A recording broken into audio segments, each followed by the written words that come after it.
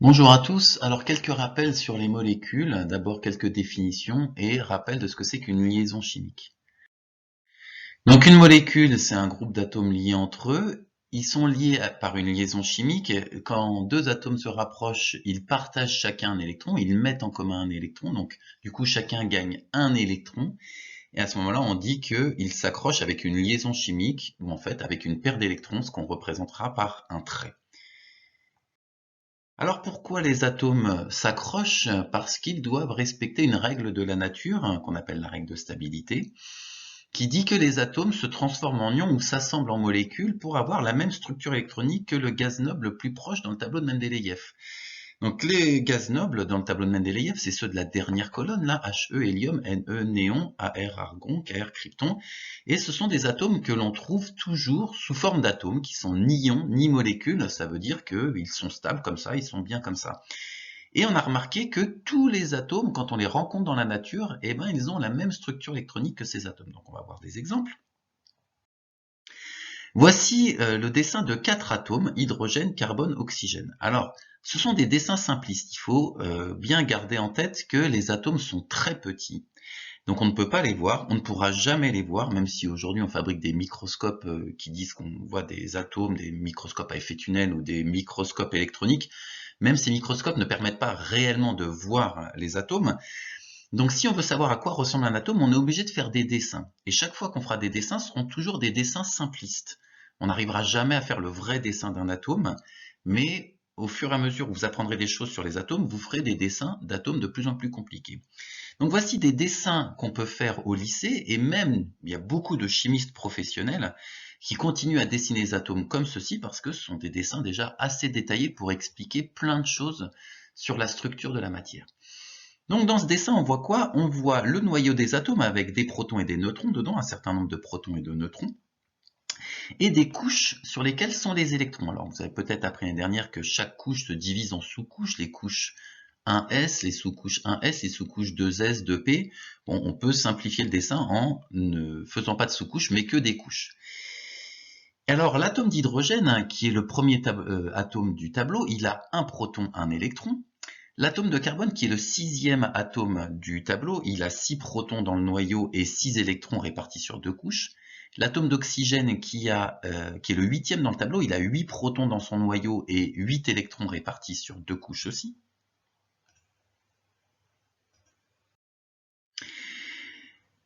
Donc voilà comment on dessine les atomes avant qu'ils s'accrochent. Et puis ces atomes s'accrochent en molécules de cette façon. Donc l'atome d'hydrogène va s'accrocher à l'atome de carbone avec une paire d'électrons, donc une liaison, et les deux électrons qui sont dans cette liaison entourée, en fait, appartiennent aux deux atomes. Donc si on compte les électrons de l'atome d'hydrogène, maintenant il a deux électrons. Deux électrons comme l'atome d'hélium qui est juste à côté de lui, ou presque, enfin, dans le tableau de Mendeleïev. L'atome de carbone, lui, il a fait 4 liaisons. Il s'est accroché avec 4 liaisons, du coup il a ses 6 électrons de départ, et chaque liaison lui rapporte un électron de plus, donc il a 10 électrons. Comme le gaz noble néon, qui a aussi 10 électrons, qui est le gaz noble le plus près dans le tableau de Mendeleïev.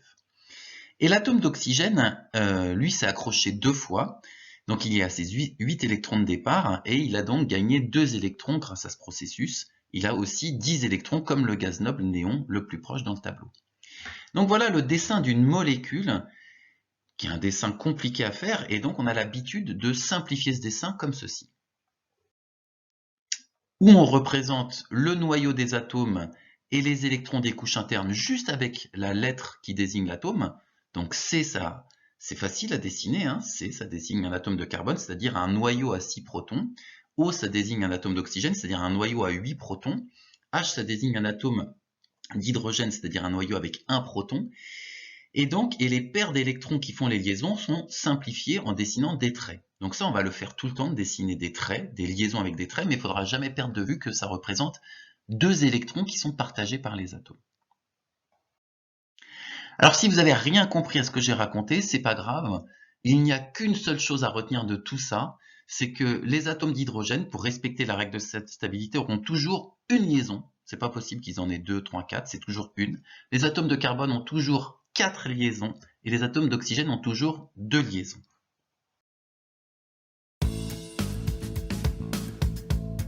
Bonjour à tous, alors je suis très content de vous retrouver aujourd'hui pour des éléments d'information sur les molécules organiques. Donc c'est un cours qui s'adresse aux premières spécialités en physique-chimie. Alors un rapide point sur ce qu'on va voir aujourd'hui, on va rappeler ce que sont les molécules organiques, rappeler également les différents types de représentations qui permettent de les étudier. On fera un point sur les familles fonctionnelles et ensuite on évoquera la nomenclature, c'est-à-dire suivant quels éléments on donne le nom à une molécule. Alors il faut savoir qu'une molécule organique, ce sont des molécules qui contiennent principalement du carbone et de l'hydrogène, donc c'est le cas de l'octane, c'est la molécule qu'on retrouve dans l'essence ordinaire. Quand ça contient que du carbone et de l'hydrogène, on appelle ça des hydrocarbures. Et puis on peut avoir également dans les molécules organiques des atomes d'oxygène, des atomes d'azote, de phosphore, de soufre, etc. En plus petite quantité parfois, et donc on appelle ça les hétéroatomes. Donc un exemple dans la molécule de caféine qui est ici.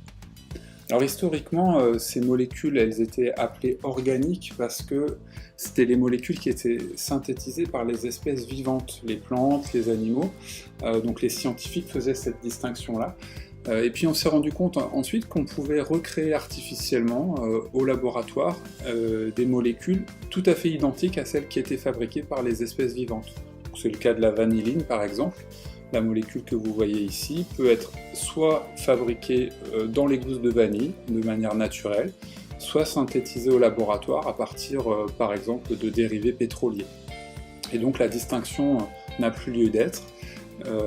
Mais on parle encore de molécules organiques, donc cela concerne toutes les molécules qui contiennent du carbone, de l'hydrogène et puis des hétéroatomes. Alors il existe différents types de représentation de ces molécules. La plus simple c'est la formule brute, elle rappelle tous les atomes qui sont contenus dans la molécule. Donc dans la molécule de caféine, on voit par exemple qu'il y a 10 atomes d'hydrogène, 4 atomes d'azote, etc. Puis il y a des représentations qui sont plus précises, notamment la formule développée, qui indique vraiment comment sont attachés les atomes les uns aux autres, qui permet donc une description plus fine, mais qui est souvent assez volumineuse, assez grosse. Donc on lui préfère assez souvent la formule semi-développée, dans laquelle on a indiqué toutes les liaisons, sauf les liaisons avec l'hydrogène. Ça permet d'avoir quelque chose de plus compact, mais néanmoins encore assez informatif. Et pour avoir des choses vraiment très précises, on a besoin souvent d'étudier les modèles moléculaires. Donc ici, modèle moléculaire compact. On peut aussi avoir, c'est le cas ici sur ce logiciel de simulation, qu'on retrouve ici la formule semi-développée. Et on a ici un modèle moléculaire éclaté.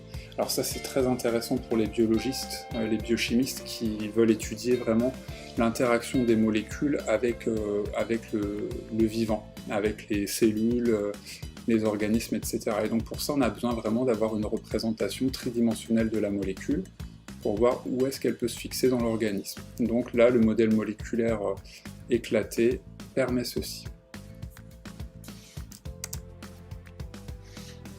Alors on s'est aperçu qu'en fait ce qui permet de caractériser vraiment les propriétés d'une molécule, c'est ce qu'on appelle les familles fonctionnelles.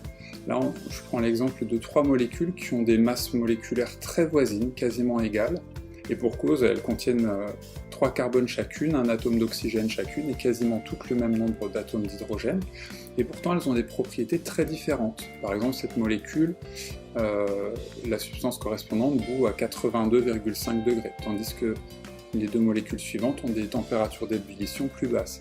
Et de la même manière, leurs caractéristiques chimiques, les réactions qu'elles peuvent engager avec d'autres composés, sont très différentes. Et donc ça, on a pu identifier que c'était lié à certains groupements d'atomes qui sont présents dans la molécule. Donc une simple liaison carbone-oxygène avec un groupe OH fait que la molécule appartient à la famille des alcools et ça lui confère une certaine réactivité, un certain type de propriété. Double liaison carbone-oxygène, famille des cétones, lorsque c'est en milieu de chaîne carbonée. Et double liaison carbone-oxygène en fin de chaîne carbonée, c'est la famille des aldéhydes. Il existe un très grand nombre de familles fonctionnelles, mais en première spécialité, on s'intéresse à certaines d'entre elles seulement.